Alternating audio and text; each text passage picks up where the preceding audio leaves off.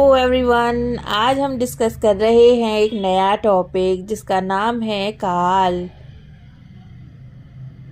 क्या आप जानते हैं काल किसे कहते हैं? दो सहेलियां जिनका नाम सीता और गीता आपस में बात कर रही थी। सीता ने गीता को कहा कि हम कल बाजार गए थे। गीता ने सीता को कहा कि हम आज बाजार जाएंगे।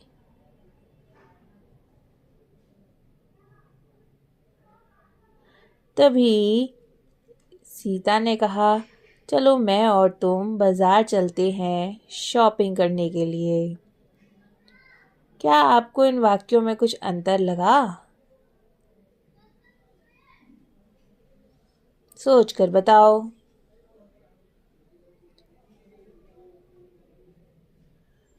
हाँ, यही है काल। क्रिया के जिस रूप से क्रिया के होने का समय तथा उसकी पूर्णता या अपूर्णता का बोध हो, उसी को हम काल कहते हैं। और हम बात करेंगे काल के वेद के बारे में। काल के तो 3 वेद होते हैं: भूतकाल, वर्तमान काल और भविष्य काल। भूत, भविष्य और वर्तमान, यही है 3 काल। भूतकाल, क्या लगता है इस शब्द को सुनकर भूतकाल का मतलब क्या हो सकता है?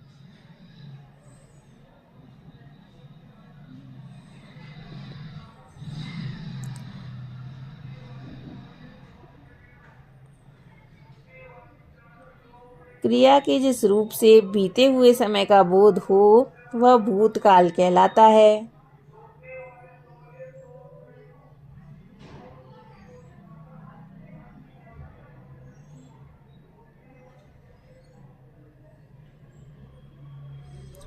जैसे कि वाक्य है, बच्चे खेल रहे थे। उसी प्रकार दूसरा वाक्य है, अध्यापक ने पाठ पढ़ाया था। अब इन दोनों वाक्यों से क्या पता चल रहा है देखने में? बच्चे खेल रहे थे, इसका मतलब अब नहीं खेल रहे, वो खेल रहे थे पहले। उसी प्रकार अध्यापक ने पाठ पढ़ाया था, अभी पढ़ाई नहीं चल रही है, पाठ तो पहले ही पढ़ाया जा चुका है। इसका मतलब जो कार्य पहले ही हो चुका है वही होता है भूतकाल। आइए अब हम भूतकाल के प्रकार के बारे में जानेंगे। भूतकाल के भी 6 प्रकार होते हैं। कौन कौन से? सामान्य भूत, अपूर्ण भूत, संदिग्ध भूत, आसन्न भूत, पूर्ण भूत और हेतु मद भूत। तो चलिए अब हम इन सभी भूतकालों के बारे में जानते हैं। सामान्य भूत, क्या लगता है सामान्य भूत शब्द को सुनकर? सामान्य मतलब नॉर्मल सी बात है। जैसे कि वाक्य देखिए, सीता ने खाना खाया। दूसरा वाक्य है, प्रधानाचार्य ने भाषण दिया। क्या देखते हैं आप इन वाक्यों में? सीता ने खाना खाया मतलब उसने खाना खा लिया, और प्रधानाचार्य ने भाषण दे दिया।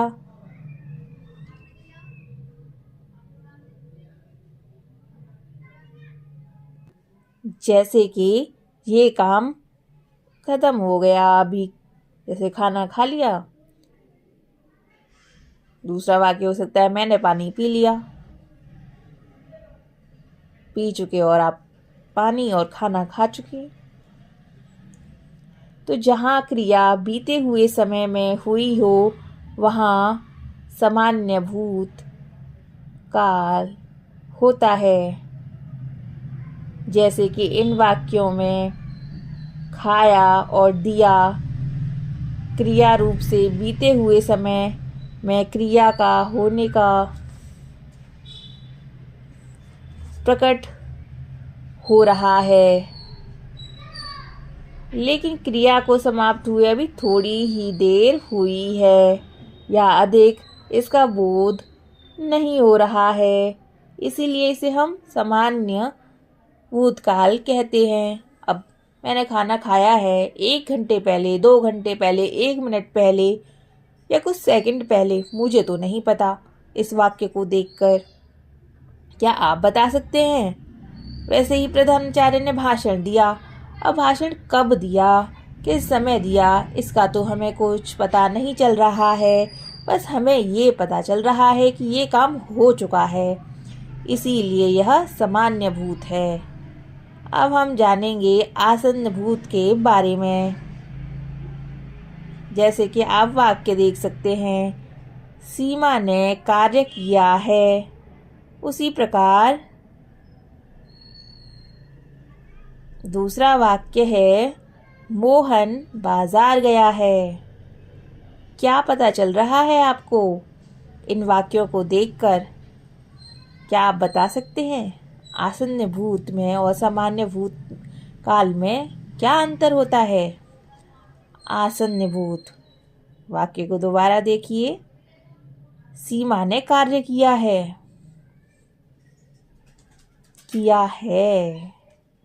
और मोहन बाजार गया है। सोचो,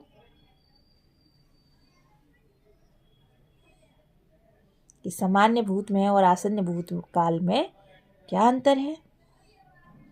क्या आप में से कोई कमेंट बॉक्स में टाइप करके बता सकता है? इससे यह पता चलता है कि क्रिया भूतकाल में आरंभ होकर अभी अभी समाप्त हुई है, इसीलिए यह आसन्न भूतकाल है। मतलब देखिए ना आप वाक्यों को, सीता ने अभी कार्य किया है मतलब अभी अभी किया होगा, और मोहन बाजार गया है, ऐसा लगता है जैसे यह काम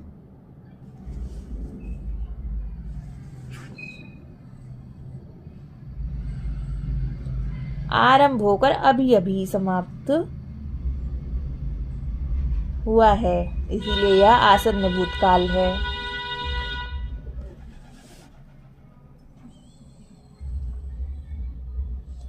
अब हम जानेंगे अपूर्ण भूतकाल के बारे में। उससे पहले आप बताइए कि आपको सामान्य भूतकाल में और आसन्न भूतकाल में अंतर समझ में आया या नहीं? कमेंट बॉक्स में यस या नो टाइप कर बताएं। अब जानेंगे हम अपूर्ण भूत के बारे में। क्रिया के जिस रूप से यह पता तो चलता है कि क्रिया भूतकाल में हो रही थी, किंतु यह नहीं पता चलता कि कार्य समाप्त हुआ है या नहीं, वह अपूर्ण भूतकाल कहलाता है। अपूर्ण को सुनकर आपको ऐसा लगता भी होगा ना जैसे कि अभी कुछ अधूरा सा रह गया है ना? इसीलिए यह अपूर्ण भूतकाल है। उदाहरण के लिए वाक्य आप देखिए, लोग खा रहे थे। दूसरा वाक्य है, रानी पाठ याद कर रही थी।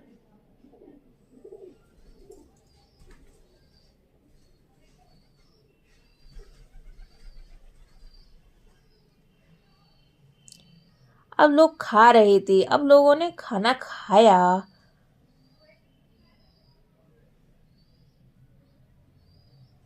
कि अभी भी खा रहे हैं, हमें तो नहीं पता चल रहा है इस वाक्य से। उसी प्रकार मैंने थोड़े समय पहले देखा था कि रानी पाठ याद कर रही थी। अब उसने पाठ याद कर लिया या नहीं कर लिया मुझे तो नहीं पता। तो अपूर्ण भूतकाल यही होता है जिससे यह पता नहीं चलता कि कार्य समाप्त हुआ है या नहीं, इसलिए हम इसे कहते हैं अपूर्ण भूतकाल। समझ में आया या नहीं? कमेंट बॉक्स में टाइप करके बता दो। अब हम जानेंगे पूर्ण भूतकाल के बारे में। पूर्ण का मतलब क्या होता है? पूर्ण का मतलब पूरा, मतलब कंप्लीट हो चुका है सब कुछ। तो पूर्ण भूतकाल क्या होता है? क्रिया के जिस रूप से यह पता चले कि काम भूतकाल में ही पूरा हो चुका था, वहाँ पूर्ण भूतकाल होता है। कैसे? चलो वाक्य देखो फिर। वाक्य है, चाचा जी खाना खा चुके थे। दूसरा वाक्य है, मैंने यह काम कर लिया था। देख सकते हो इन दोनों वाक्यों को। चाचा जी खाना खा चुके थे मतलब खाना खा लिया चाचा जी ने पूरा। अब नहीं बचा कुछ भी प्लेट में, पूरा खाना खा लिया चाचा जी ने। उसी प्रकार दूसरा वाक्य है, मैंने यह काम कर लिया था मतलब मैंने भी अपना पूरा काम कर लिया, अब कुछ काम करना बाकी नहीं है। क्या आप भी सोचते हैं काम करो फिर आराम करो? अब ऊपर के वाक्य देखो। ऊपर का वाक्य था कि लोग खा रहे थे। अब खा रहे थे, अब उन्होंने खाना खा के कंप्लीट खाना खाया नहीं खाया हमें तो उससे कुछ पता नहीं चला। लेकिन नीचे वाले वाक्य को देखो कि चाचा जी खाना खा चुके थे मतलब उन्होंने खाना खा लिया। इससे पता चला कि काम पूरा हो गया, तो इसीलिए यह पूर्ण भूत है। और पहले वाक्य में तो हमें पता ही नहीं चल रहा कि खाना खा लिया है उन्होंने, कंप्लीट किया, अभी भी खा रहे हैं, तो वो अपूर्ण भूत काल था। समझ गए या नहीं? बताओ। अब हम जानेंगे संदिग्ध भूतकाल के बारे में। संदिग्ध मतलब डाउट है। संदिग्ध का मतलब तो ऐसा ही होता है ना, कुछ डाउट होना।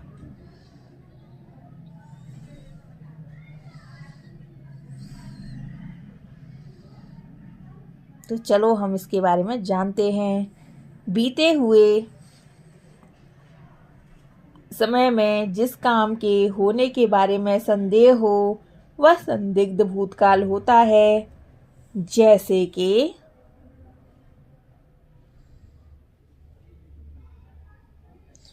उसने पढ़ लिया होगा। दूसरा वाक्य है, प्रिया ने निबंध लिखा होगा। अब मुझे तो नहीं पता।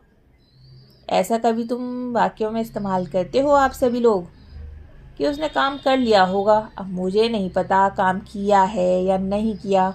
मुझसे तो यही कहा जा रहा था कि मैं काम कर रहा हूँ या कर रही हूँ, लेकिन वास्तव में काम हुआ भी है या नहीं मुझे तो नहीं पता। ऐसे शब्द तो आप ज़रूर सुनते होंगे अपनी डे टू डे लाइफ में, जहाँ संभावना बनी रहती है। इसीलिए यह संदिग्ध भूतकाल है। अब हम जानेंगे हेतु हेतु मद भूतकाल के बारे में। हेतु हेतु मद क्या? इससे पहले आप मुझे बताएं, क्या आपके सामने कभी किसी ने कंडीशन रखी है कि तुम ऐसा करोगे तो तुम्हें ऐसा फल मिलेगा, या फिर तुम मेरे लिए ये काम कर दो तो मैं तुम्हारे लिए भी काम कर दूं?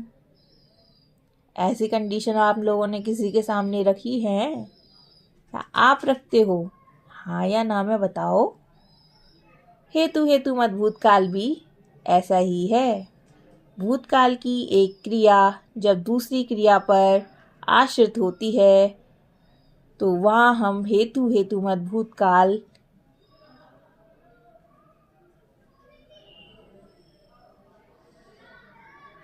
तो देख सकते हैं। जैसे कि आप वाक्य देखिए, अगर तुम आते तो मैं ज़रूर चलता।